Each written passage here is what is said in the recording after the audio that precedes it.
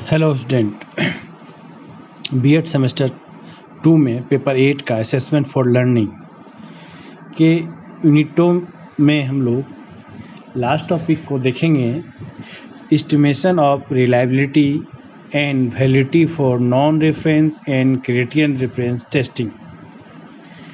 तो इसके estimation of reliability को या वैलिडिटी को पढ़ने से पहले हमको रिलायबिलिटी क्या अर्थ को समझना आवश्यक होगा। रिलायबिलिटी के परिभाषा को समझेंगे, इसकी महत्व को समझेंगे और इसकी विशेषता को समझेंगे, तब हमें इसके एस्टिमेशन ऑफ रिलायबिलिटी को समझने में ज़्यादा आसानी होगी। तो चलिए हम लोग आगे चलते हैं। तो हम लोग आज सबसे पहले देखेंगे रिलायबिलिटी क्या है, इसको हम लोग जानेंगे और समझेंगे। तो sometime you use some common term like this person is not reliable, while in scientific terminology the functioning of my mobile is not reliable, the finding of his study are not reliable। तो यहाँ इस sentence या इस शब्दों का इस्तेमाल करने का मतलब यह है कि जब हम इसे समझने का हम लोग प्रयास करते हैं या बात करते हैं कि जब हम किसी चीज़ को बोलते हैं या कहते हैं कि नॉट रिलायबल या कहते हैं कि यह चीज़ रिलायबल है, तो मेरा सीधा मतलब होता है, मेरा कहने का वहाँ सीधा तात्पर्य यह होता है कि रिलायबल का मतलब है, रिलायबिलिटी का मतलब क्या है, विश्वसनीय या विश्वास, मतलब हम कोई चीज़ पर कितना विश्वास करते हैं। तो जब हम कहते हैं कि this person is not reliable, कि कोई व्यक्ति विश्वसनीय नहीं है, यह व्यक्ति विश्वसनीय नहीं है, any person is not reliable या this person is not reliable, यह विश्वसनीय, तो हम व्यक्ति के विश्वसनीय या रिलायबल की बात नहीं करते हैं। हम लोग व्यक्ति के बिहेवियर की, व्यक्तियों की आचार विचार की, उसकी थिंकिंग की, मतलब उसकी व्यवहार आचार विचार कितने रिलायबल है, इस चीज़ की बात करते हैं। उसके आचार विचार में कितनी कंसिस्टेंस है, इसकी बात करते हैं, कितने वह स्टेबल है, हम लोग इसकी बात करते हैं। तो मेन यहाँ पे है, तो कहीं ना कहीं रिलायबिलिटी का संबंध कंसिस्टेंसी या स्टेबिलिटी से होता है, स्थिरता से होता है, भरोसेपन से होता है, इसकी संगति से होता है। अब हम लोग देखेंगे कि इसकी विशेष रूप से कि मीनिंग ऑफ रिलायबिलिटी, विश्वसनीयता का अर्थ, कोई भी मापन विधि उस सीमा तक विश्वसनीय होती है जिस सीमा तक वह बार बार प्रयोग करने पर भी एक से परिणाम प्रदान करे। एक से परिणाम से तात्पर्य यह है कि किसी व्यक्ति को उस परीक्षण का करीब करीब वही अंक प्राप्त हो जो प्रथम बार में हुए थे, या समूह में उसका स्थान वही बना रहे जो प्रथम प्रयास में परीक्षण द्वारा अंकित किया गया हो। तो यहाँ पर सीधा बात है कि जो भी कोई व्यक्ति का जब हम परीक्षण करते हैं तो बार बार करने पर या बार बार प्रयोग करने पर, चाहे फर्स्ट टाइम परीक्षण करने के बाद सेकेंड परीक्षण करने पर, उसके जो परिणाम है, उसके रिजल्ट है, वह एक जैसा हो, उसमें परिणाम में कोई चेंजिंग ना हो, थोड़ी मोड़ी चेंजिंग हो सकती है लेकिन विशेष रूप से कोई चेंजिंग ना हो, मतलब उसके विश्वसनीयता किसी परीक्षण की व्यक्ति प्राप्तांकों का जो स्कोर जो आता है उसमें कंसिस्टेंसी हो, उसमें स्थिरता हो, उसमें संगति हो, उसमें स्टेबिलिटी हो, इस चीज़ की बात करती है रिलेटिव से। मतलब any measurement method is reliable to the extent that is provide repeated use one-to-one result mean that a person received roughly the same number of points on the test that occurred the first time of remains in the group age indicated by the test in the first attempt। मतलब जो first attempt में जो भी score लाया है वो वही score उसके सेकेंड अटैम्प्ट में भी आना चाहिए, तभी वह रिलायबल है। तो यहाँ हम लोग इसकी reliability is the consistency of a person score on the test. बिल्कुल यहाँ हम लोग जैसा भी हम लोग अभी चर्चा किए थे कि this person is not reliable, या जब हम लोग कहते हैं तो पर्सन की बात नहीं करते हैं, मतलब उसकी व्यवहार की बात। उसी तरह टेस्ट की बात यहाँ ना करते हैं, टेस्ट में आने वाले स्कोर की बात किया जाता है, टेस्ट में आने वाले परिणाम की बात किया जाता है कि वह कितनी इसमें कंसिस्टेंसी है, कितनी इसमें स्टेबिलिटी है, कितनी इसमें एक्यूरेसिटी है, स्थिरता है, कितनी इसमें विश्वसनीय है, भरोसेमंद है। तो हम लोग आगे इसकी बात जब हम कुछ परिभाषाएं के रूप में इसको समझते हैं कि कंसिस्टेंसी या रिलायबिलिटी का जो एक क्या है, विश्वसनीयता जो है शब्द का कुछ पर्यायवाची शब्द हैं, जैसे भरोसा, स्थिरता, संगति, भविष्यवाणी और परिशुद्धता शब्द इत्यादि इसके एक पर्यायवाची शब्द हैं, या कर्निंगर महोदय के अनुसार कहा गया है। अकॉर्डिंग टू जेपी चैपलिन का कहना था कि reliability refer to dependability of taste is reflected in the consistency of its score upon repeated measurement of the same group। विश्वसनीयता का अर्थ परीक्षण के उस भरोसेपन से है जिसकी अभिव्यक्ति एक परीक्षण द्वारा इसी समूह के पुनरावृत्ति मापनों से प्राप्त प्राप्तांकों से संगति से की जाती है। तो यहाँ हम लोग देखेंगे कि नेक्स्ट इसकी जो परिभाषा है, अकॉर्डिंग टू एनास्टेसी का जो परिभाषा है कि the reliability of the test score refer to the consistency of score obtained by the same individual on different occasion or with different set of equivalent atom। विश्वसनीयता का अर्थ है कि विभिन्न अवसरों पर प्राप्त एक ही व्यक्ति के प्राप्तांकों में कितनी स्थिरता या संगति है। इसी क्रम में अकॉर्डिंग टू एस पीटर या एच निकी के अनुसार उन्होंने जो बोला है या कहा है कि reliability is the consistency of a measure how likely it is to produce the same result if used again in the same circumstance में। विश्वसनीयता का अभिप्राय एक परीक्षण की संगति से है, अर्थात सामान्य परिस्थितियों में यदि इस परीक्षण का प्रशासन बार बार किया जाए तो बार बार प्राप्तांकों की समान होने में कितनी संभावना है। इन परिभाषाओं से हम यह स्पष्ट रूप से कह सकते हैं कि विश्वसनीयता विभिन्न अवसरों पर एक परीक्षण से प्राप्त एक ही व्यक्ति के प्राप्तांकों में स्थिरता, संगति, परिशुद्धता, भरोसे को ही हम विश्वसनीयता के कह सकते हैं या कहते हैं। आवश्यक इस बात की होती है कि परीक्षण बार बार सामान्य परिस्थितियों में किया जाए। अब हम लोग आगे इसको स्पष्ट रूप से समझने के लिए इसकी कुछ इम्पोर्टेंस ऑफ रिलायबिलिटी को समझना आवश्यक होगा, तो हम यह कुछ स्पष्ट होगा। तो पहली जो इसका इम्पोर्टेंट यहाँ बात कही गई है, तो पहली इम्पोर्टेंट में क्या है कि reliability is a very important characteristic of any test score. हम लोग पहले भी इसका बोल रहे हैं कि रिलायबिलिटी क्या है, पहले भी पढ़ते थे कि किसी भी टेस्ट स्कोर का किसी भी गुड टेस्ट के लिए जो मूलभूत विशेषता क्या होता है, रिलायबिलिटी, वैलिडिटी, ऑब्जेक्टिव है, हम लोग ऑब्जेक्टिविटी, इसका डिफिकल्टी वैल्यू, डिस्कशन वैल्यू, ये सब इसका मूल रूप से इसका क्या होता है, किसी भी गुड टेस्ट का जो होता है मूल विशेषता होती है। तो reliability is a very important characteristic of any test score, जैसा कि इसमें हम लोग इसको कह सकते हैं। जब हम कहते हैं कि कोई टेस्ट विश्वसनीय है तो हम टेस्ट की विशेषता की बात करते हैं, तो हम सीधा मतलब टेस्ट के स्कोर की बात करते हैं, ना कि उस टेस्ट की बात करते हैं। पहले इसके मतलब किसी भी टेस्ट का स्कोर कितने रिलायबल है, कितनी कंसिस्टेंसी उसमें है, कितनी उसमें स्थिरता है, किसमें स्टेबिलिटी है, इस चीज़ की हम बात करते हैं, ना कि टेस्ट की।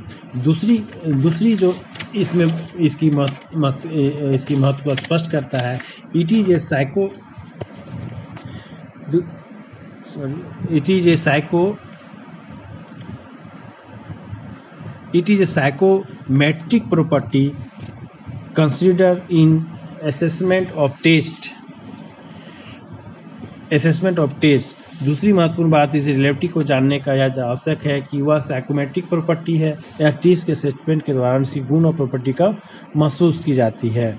तीसरी इसमें जो इसकी महत्व स्पष्ट है, the degree to which a test or measure produce the same score when applied in the same setting. जिस डिग्री का परीक्षण या माप समान सेटिंग में लागू होने पर स्कोर का उत्पादन करता है। मतलब तीसरी बात से स्पष्ट होता है कि जो भी डिग्री या मेजर है को हम मेजर करते हैं, उसका जो बेस होता है उसके स्कोर का से तय होता है।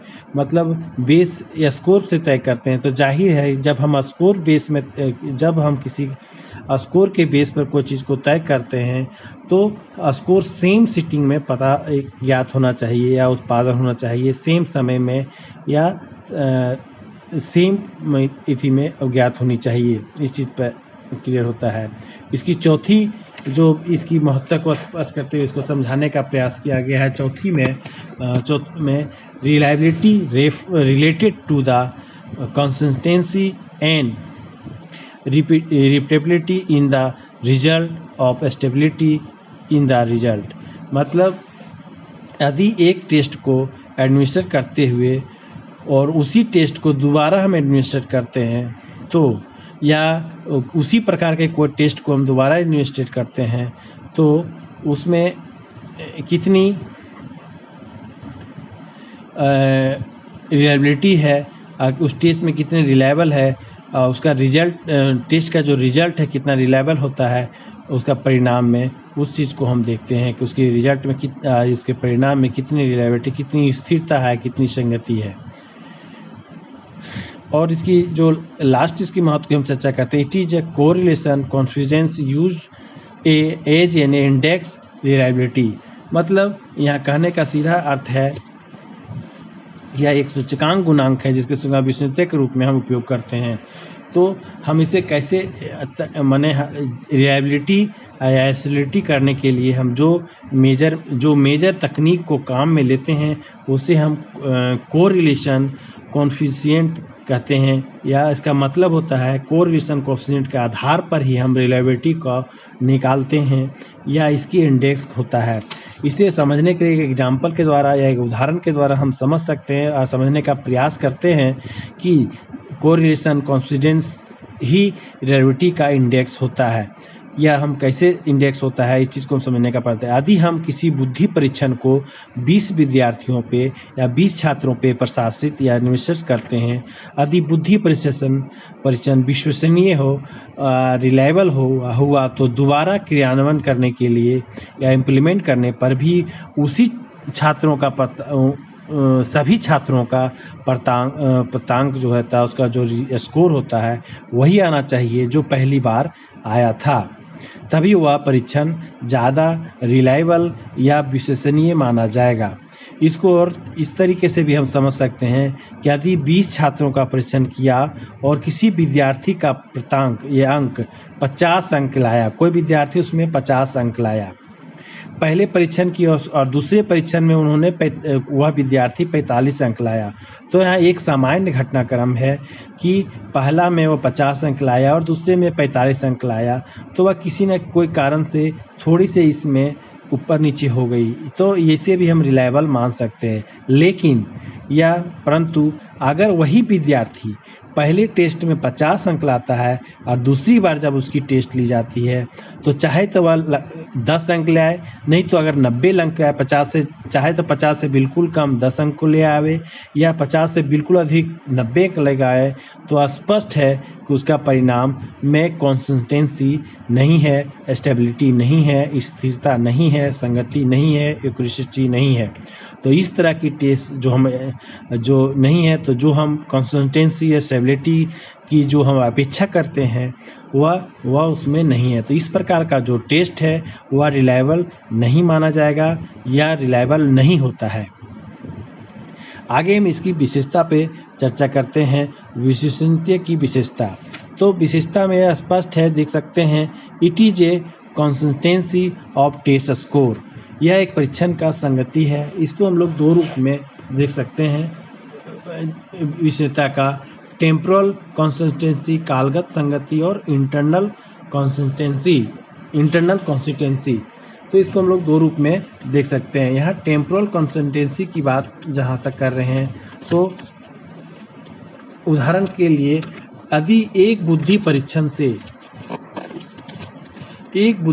से बुद्धि का मापन किया जाए तो अलग अलग समय पर किए गए बुद्धि परीक्षण से प्राप्त प्राप्तांकों को सामान्य या संगति को हम कालगत संगति कहते हैं। मतलब यहाँ समय का बात है, अलग अलग समय में जो प्राप्तांक होता है, तो इसलिए हम लोग टेम्पोरल संगति के कहते हैं। वहीं इंटरनल कंसिस्टेंसी है कि यदि किसी परीक्षण का प्रसार करने पर बाद परीक्षण आधे पदों और शेष आधे पदों में जो अलग अलग दो प्राप्तांक प्राप्त होते हैं, इन दोनों प्रकार के प्रांतों में जो समानता संगति पाई जाती है उसे हम इंटरनल या आंतरिक कंसिस्टेंसी के नाम से जान सकते हैं। या उदाहरण के लिए हम लोग इसको इस तरह भी समझ सकते हैं कि कोई टेस्ट में अगर 5 डायमेंशन हो तो पहले और 5वें डायमेंशन में इंटरनल कंसिस्टेंसी है, उसकी लेवल क्या है, इस चीज़ को जानने के लिए उसके आंतरिक संगति क्या है, इसकी वह स्पष्ट करता है। इसमें दूसरी जो है, it refer to the accuracy of measuring instrument, यह मापने वाले उपकरण की सटीकता को संदर्भित करता है। मतलब यह बताता है कि टेस्ट का कितना, जो टेस्ट का उपकरण है वो कितना एक्यूरेट है, कितने प्रिसिज है, इसके गुण को मापने में, इसको मेजर करने में के लिए वह कितना संदर्भित है, कितना सटीक है। नेक्स्ट है it refer to the test result not the test itself. मतलब it refer to the test result not the test itself. Reliability जो होती है वो टेस्ट रिजल्ट की होती है, ना कि टेस्ट की होती है। जो स्कोर प्राप्त होता है उसकी रिलायबिलिटी होती है, उसमें कंसिस्टेंसी होती है, उसमें स्टेबिलिटी होती है, उसमें एक्यूरेसी होना आवश्यक होता है। इसलिए जब भी हम किसी टेस्ट का रिलायबिलिटी की बात करते हैं तो उसकी स्कोर की रिलायबिलिटी की बात करते हैं, ना कि उसके टेस्ट की बात करते हैं। नेक्स्ट है इसमें it is the coefficient of internal consistency. यह एक आंतरिक स्थिरता का गुणांक है। इसमें आंतरिक स्थिरता के बारे में हम लोग है। नेक्स्ट है it is the measure of variable error. यह चर त्रुटि का माप है। यहाँ पे 4 है, मिसप्रिंट है, टाइपिंग मिस्टेक है, या इसे चर पढ़िएगा 4 की जगह पे। अब इसको हम लोग समझते हैं कि ये जब हम मेजर करते समय ट्रू स्कोर और ऑब्टेन्ड स्कोर के बीच में जो अंतर रह जाता है, किसी भी चीज़ को जब हम मेजर करते हैं, कोई टेस्ट को, जो ट्रू स्कोर होता है और ऑब्टेन्ड स्कोर के बीच में जो अंतर रह जाता है जिसे हम एरर ऑफ मेजरमेंट भी कहते हैं, तो हम उसे वेरिएबल एरर भी को इंगित करता है, वह वेरिएबल एरर को इंगित करते हैं। इसे हम एरर ऑफ मेजरमेंट भी कहते हैं। अगली जो है it does not ensure the validity of truthfulness और पर्पसनेस ऑफ ए टेस्ट। यह किसी परीक्षण की वैधता या सत्यता या उद्देश्य को सुनिश्चित नहीं करता है। मतलब क्लियर है, रिलेटी किसी भी टेस्ट की वैधता, सत्यता, उसके उद्देश्य को रेफर नहीं करता है, सुनिश्चित नहीं करता है। तो यह भी ध्यान देने की आवश्यकता होती है। और लास्ट है it is the self correlation. यह स्वयं सहसंबंध है। यह इसकी हम लोग इस सभी विशेषताएं और इसकी महत्व, इसकी अर्थ को समझने पर यह कह सकते हैं कि रिलेटी का जो मेन इसकी जो विशेषता है, इसमें यह स्टेबिलिटी की बात करती है, या कंसिस्टेंसी की बात करती है, या टेस्ट की रिजल्ट की बात करती है, स्कोर की बात करती है। तो आगे हम लोग देखेंगे, I will discuss estimation of reliability in next class topic. मतलब आगे हम लोग नेक्स्ट क्लास टॉपिक में इसके मुख्य रूप से इसके विश्वसनीयता के आकलन को समझेंगे। Thank you, have a nice day.